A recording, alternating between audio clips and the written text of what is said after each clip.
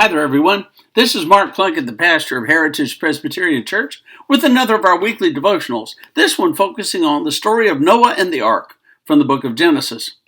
Whenever people read the Bible, there's all kinds of stories in the Bible, and some of those stories are incredible stories. Some of the things that happened long ago, some of the things that the people of God did.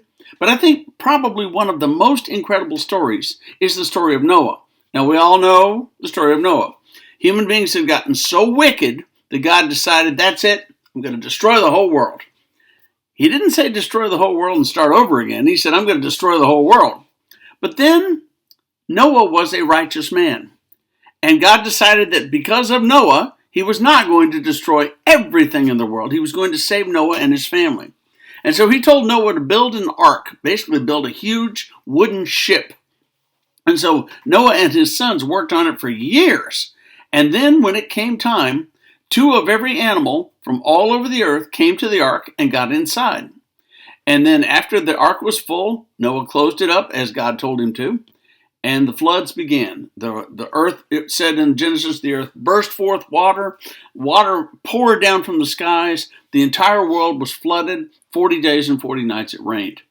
Then Noah floated on the surface for a long time. And finally, he sent out some birds. He sent a bird out, and the bird came back. Sent a different bird out, bird came back.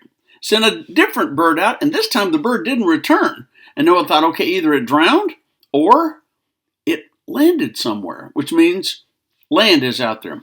So then he sent a dove. According to the Bible, he sent a dove. And the dove came back with an olive branch in its beak. And so Noah knew that somewhere on the earth there was dry land.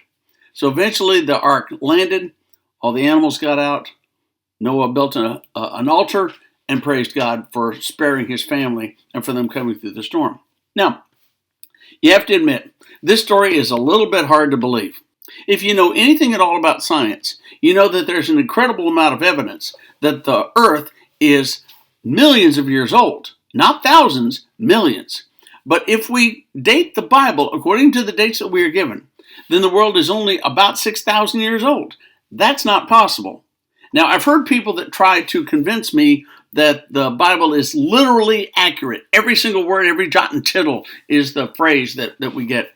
And it's hard for them to do it without saying things like, well, the fossil record is a trick that God's doing. God doesn't trick people. God is not a trickster. Satan is a trickster. God is not. I don't see why it can't be that God created the world in his time. It does say in the Bible that one day to the Lord is not the same as one day to us. So for all we know, one day for the Lord to do everything that he did could have taken thousands, millions of years. So it's entirely possible that the story of Noah is true, that there could have been a giant flood, maybe not a flood covering the whole world, but a giant flood of some kind. 2 more points. Number 1, there are flood narratives in civilizations all over the world, not just the Middle East, where Noah supposedly lived, but there are flood stories from all over the world. So could it be that all these different kinds of people that weren't anywhere near each other would come up with the same story? That's a little hard to believe right there, isn't it? Maybe they all had the same story. And number 2, do you have enough faith that you don't have to know everything? That sometimes God can just do things, and the Bible tells us what happened, and we can just go, wow, that's so cool. Wow, that's so interesting. I wonder how that happened. I wonder what that was like. Can we accept it like that? Or do we demand to know everything before we're going to believe? That's not faith, people. That's just being a stubborn fool. Let's work on our faith. And let's see how much God will show us and reveal to us through that faith. Amen.